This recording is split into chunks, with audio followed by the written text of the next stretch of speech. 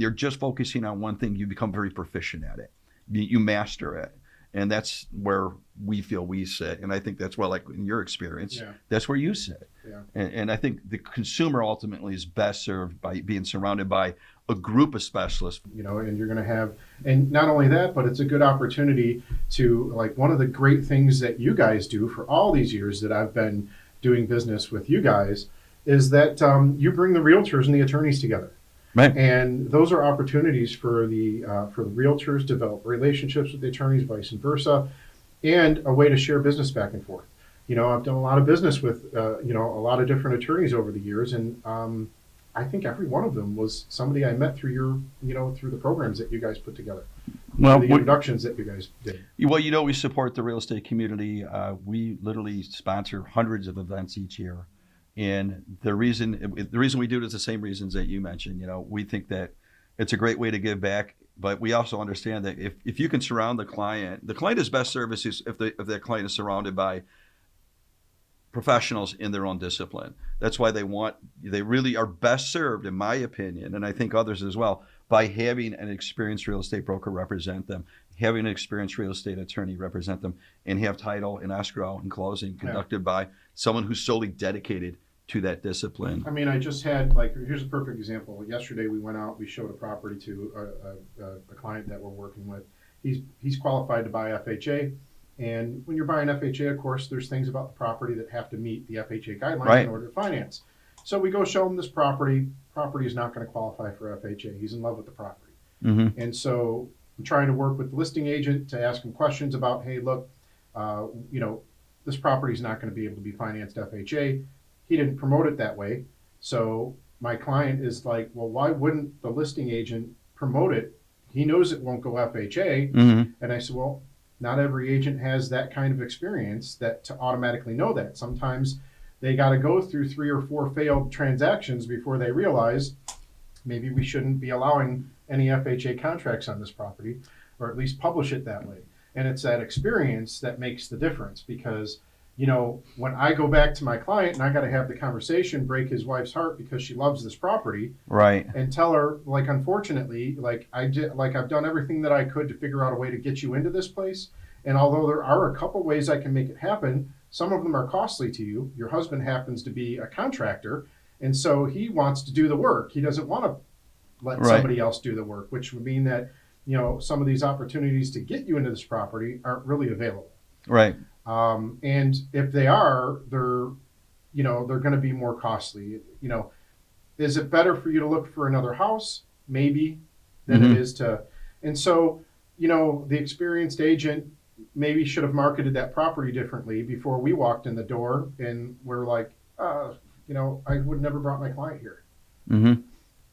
So that's where, that experience pays off the same way that experience would pay off where, you've got, a company that understands all the ins and outs of, what those risks are. Right. Well, and that comes back to, and that's another professional is your lender relationships are very, very important. And I know you've seen many transactions where they'll have a pre-qualification letter, but they're not pre-approved. There's these different interpretations, and it's ultimately based upon that loan officer's experience saying this person will be able to purchase this property, and often, and you've seen it, it's not true. they're truly not qualified for that loan program to purchase this home, and having that, because that's another person that I see is very, very important for the real estate broker, especially obviously on the buy side, where they have somebody they can vet their clients through. Okay, let's make sure that this person's pre-approved and ready to roll. We're not going to have this thing fall apart due to financing. Right. And we still see that occur. Am I right? Do you still see those letter we still see those things occur. Some of them occur based off the example that I just provided, like the deal falls apart because their financing doesn't, the home isn't qualified for the financing they're trying to achieve. Right. Some of them fall apart because, well, frankly, the client maybe just did something that they weren't supposed to do while they were waiting to finance. Bought a car, threw the ratios off, something like crazy like that. One thing or another. Actually, during the COVID days, we were seeing deals fall apart for different reasons. We were seeing deals fall apart because somebody got laid off from work. Right. And even though they got called back to work, they had a long enough gap, and they needed to show at least 2 months worth of pay stubs to be able to qualify again, and the seller didn't want to wait. Right, then you lost the buyer. Then. So, Yeah. We lose the buyer. Yeah. So there was a lot of that going on, and so that caused a lot of buyers in the market to ask questions about houses that had been under contract and then come back on the market again. It was like, is there something wrong with the house? No, the buyer lost their job because of COVID, Mm-hmm. and although maybe they get their job back, they now have to wait 2 months of pay stubs, to show consecutive 2 months of pay stubs in order to qualify again. Right. I said, so there's a myriad of reasons why transactions fall apart nowadays.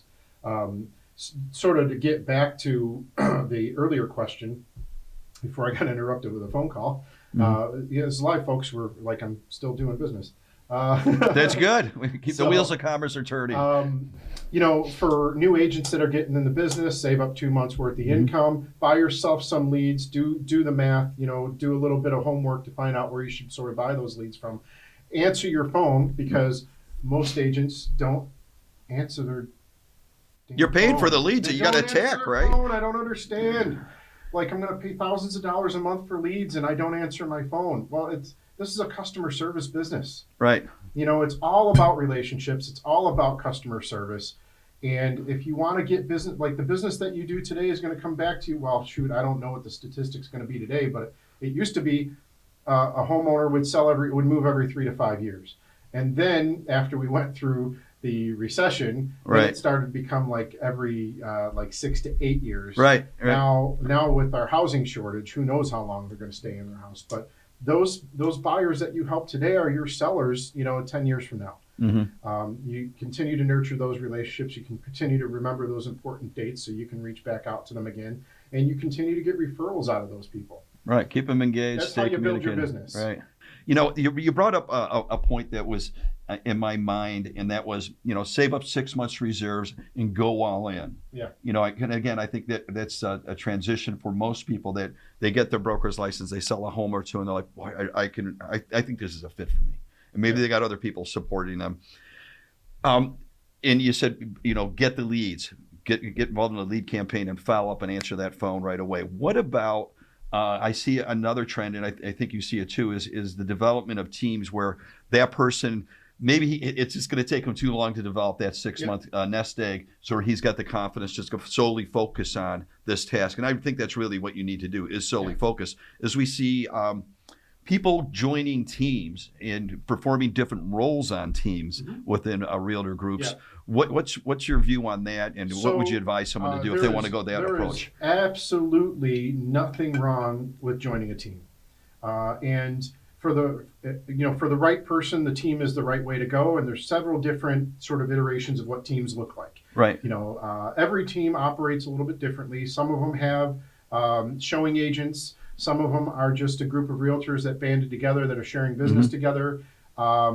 There's several different ways. If you're looking to try and join a team, you want to see like how you fit in that team and what your time allows. To be honest with you, it's not every team will allow a part-time agent on their team. Mm-hmm. So if you're going to be on a team, it's likely, I'm not saying that they never will, but it's likely they're looking for full-time agents because they want your full-time commitment. They need your full-time availability, because if they are a team that's producing a lot of resources, providing a lot of resources, producing a lot of business for you, then or opportunities for you, then you need to have your schedule needs to be available to go on showings and everything else that entails being on a team. So being on a team means supporting your team in addition to helping generate business. Right. So there's absolutely nothing wrong with being on a team. I have a team. It's me, my daughter, and another agent named Andrea. We have a small team that we have, and I'm sort of the rainmaker for the team. I'm providing all the resources for the team. I provide them with all their background resources, so they have a customer relationship manager in order to manage their clients. They've got a nurturing system that helps take leads that maybe are in a 6 to 8 month, sort of plan where, I'm not ready right now, but I might be ready in 6 or 8 months. In the fall I might be. So we can put them in this system and nurture them along the way. Most teams will have something like that. And depending on what kind of resources you like that might be beneficial to you, that's sort of what you're going to learn as you interview possibility of working on a team. Some brokerages will interview you with like personality profiles to see whether or not you're going to be a good fit for their team. Right. That's a big deal in some brokerages where they do a personality test to see whether or not you're going to be a good fit, because I don't want to throw somebody on my team that's going to be, toxic to the environment. Disruptive, so toxic. Create, Yeah, right. And so, it's certainly beneficial to be on a team. Some people will get themselves on a team and just do really well and decide that this is the right fit for me and I don't ever need to be on anything but a team. Some other people want to be solo and just, kind of do their own thing, do their own business, take business as it comes. But if you really want to learn, if you're like maybe I'm not a self-starter, maybe I need to be in that environment, then a team's the perfect environment for you, because you're going to learn sort of the inner workings of how that team runs, what they're doing to generate business. You're going to learn a lot of things. And you might also learn that, I don't want to do all that stuff. I just want to go and show people homes and write contracts. Right. No, I think it's great. The mentorship, you're skipping a lot of mistakes that you would have to make if you're going it solo. Yeah. Right. I mean, oh my gosh. Well, certainly you're going to learn a lot, the school of hard knocks, right? You're going to learn a lot going solo, that if you just jump into this business, there's resources out there to help you with your business. But if you don't have somebody sort of helping you, holding your hand, helping you along the way, learning how to negotiate contracts, there's resources available. Those are things that your broker should be teaching you. There's resources available within your brokerage, but again, there's also resources available at your association. Learn how to negotiate a contract, especially in today's market. Learning how to deal with multiple offers. Learning how to deal with escalation offers. There's a right and wrong way to do all of that. And by the way, if you don't do it the right way, you could be damaging the client that you're representing. By not knowing the appropriate way to handle those things. And so those are all hot buttons in this market. That They'd have to be. I get 14 offers and 4 of the offers have an escalation clause. Now what do I do? You need to be able to respond to that. You need somebody to tell you how to handle that properly. Right. Who do you consult with? That's the mentoring. I mean, I really think the fast track, from my perspective, everybody's different, but I would just loved. I would have to have, for my personality type, I want to be right the first time. Yeah. And if I can consult with somebody who's already has the answer, they've been doing it for years. To pay for your lesson, your learning. Right. Lesson. Well, yeah. I don't want to lose. I don't want to lose a deal, and I don't want anybody to be thinking poor thoughts about me either. And you can really cause some people some harm and some stress and hardship. And so you want to learn those things, and those are, like I said, those are hot button issues in this market. So if you're a new agent just walking into this market, we're dealing with things in this market that we've never, that I don't want to say never had to deal with, but never had to deal with in pretty much the 20 plus years that I've been doing real estate. I haven't had to deal with 14 offers on a property with 5 escalation clauses that have no cap on them, and. Wow. And every one of them, is over, of course, going to end up over the listing price. We know the property's not going to appraise, so now we need to add in an appraisal gap clause because the contract doesn't address appraisal gaps. So now what do we do about that? So, you're not going to know how to do that unless somebody teaches you how to do that properly. And so, that's, to make the wrong decision there could definitely harm your seller. Mm-hmm. Well, also the seller might think, oh, hey, we've got an escalation clause. That means that the highest offer is $350. Their offer goes to $351. Okay, but can they afford to buy it? And how are they gonna handle the appraisal gap? Because if they don't have the cash in the bank, or qualified for a higher loan amount, or maybe to look at their loan amount and see if maybe they're putting 20% down, to where maybe we can cover the gap with some of their down payment and they can put less down on the loan. Right. So, it's like a lot of people don't even think that that's a possibility. Like, hey, talk to the lender. Hey, you know what? They're going to put 25% down. Maybe they could put 5% down, cover some of this gap. Mm-hmm. And, they can still get the loan. They come to the table with an extra $35,000 that they would have used for their down payment, but now they're covering the gap and they're only putting $5,000 down. And so those are things that, learning how to work the deal. When you call an agent and say, you call the agent, you're going through the offers and you're like, all right, hey, it's a counter to you for $351. And they're like, well, I want to see the highest and best. I'm like, sorry, I have a non-disclosure. I can't show that to you. Mm-hmm. Well, then I'm not going to beat the offer. Okay, you're out. I'll go to the next one. It's 351 to you because I got multiple. You know, Right. and and they're like, we don't want to cover the appraisal gap. And I'm like, okay, well then every offer I have on my table is exactly the same offer Mm-hmm. because everybody wants to default to the appraised amount. You know, so you gotta learn how to do that. And you can make some, be like, all right, 351 to you. You accept the deal. You get to the table and the deal fails because the buyer, or you at least get past the appraisal part, Mm-hmm. and the appraisal comes in $35,000 under value, and you haven't addressed the appraisal gap, and the buyers that came in don't have the ability to either not only cover the gap or enough money in their downstroke in order to make up the difference, then the deal fails and you start over. Right. So I imagine you're looking for reserves. You want to know if with the escalation clause, would you also be looking for reserve monies that potential offers would include? I've had some where they made it up in the loan because they were going to put a big down payment on, and so we cover the appraisal. By the way, like we don't have an appraisal gap letter right now. We don't have a board sponsored. Hey, we're going to cover the appraisal gap. So the attorneys are crafting that document the attorneys have to that craft language. That. So sure. then you have to, while you're in the middle of negotiating, you have to reach out to the attorney and say, hey, look, we need to cover this appraisal gap, Mm-hmm. and I want to do this before we lock down the contract. Mr. or Mrs. Attorney, can you send me over an appraisal gap letter that we could send over to the other side because I can't draft that. And so there's no board sponsored appraisal gap letter right now that the agents have access to. So you got to know that you can do that. You can't just scribble it on the contract. And so you got to reach out to the attorneys to do that. So then, that's the appraisal gap issue. But by the way, FHA has their own addendum that gets thrown into the contract that says that if the house doesn't appraise, that you agree to negotiate the difference. That overrides the appraisal gap letter. Well, there you are. That has to be in the FHA transaction. They want the money. And the so additional money's if you up front, don't have that understanding, like, hey, yeah, I know we signed this, but if you don't have that appraisal gap letter in there and the understanding that, hey, this deal's going to fail unless you're willing to negotiate that, then you're back to square one. You're back on the market again. And the same thing that happens, the buyers look at this house that went on and off the market a couple times and they start asking questions. Must be something wrong with the house. I'm not going to go look at it.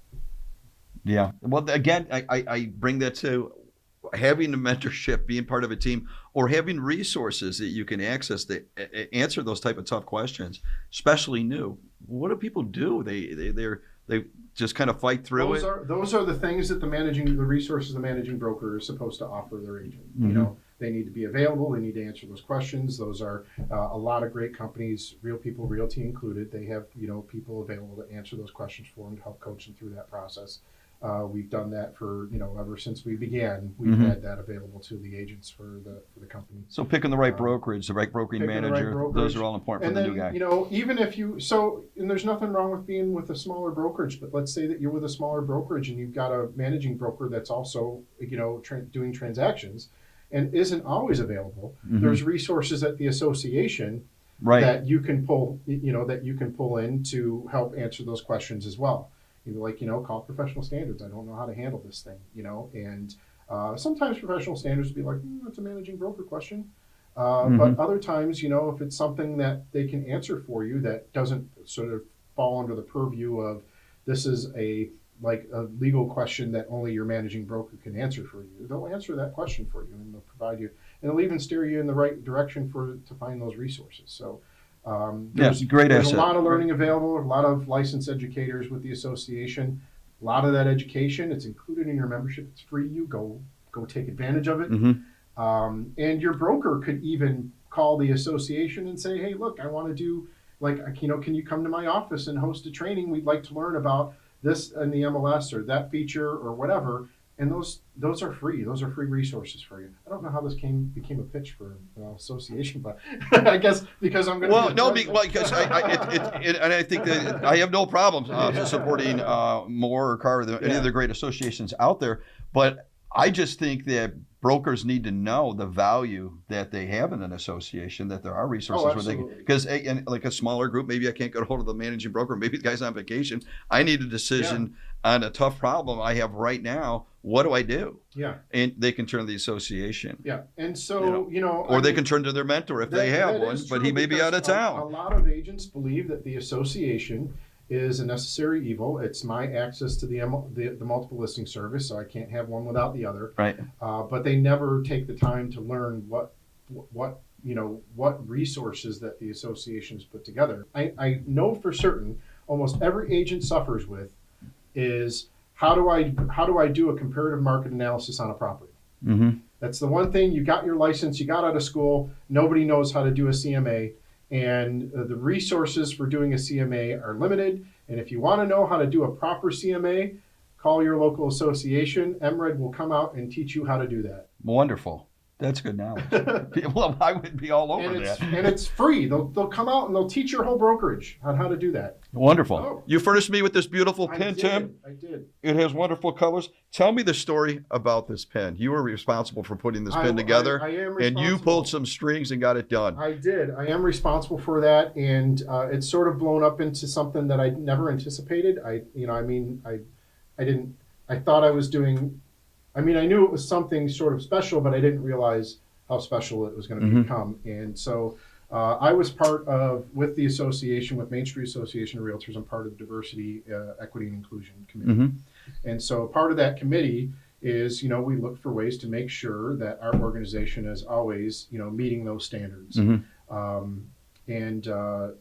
For the National Association of Realtors, it hasn't always been so, if you look back in our history.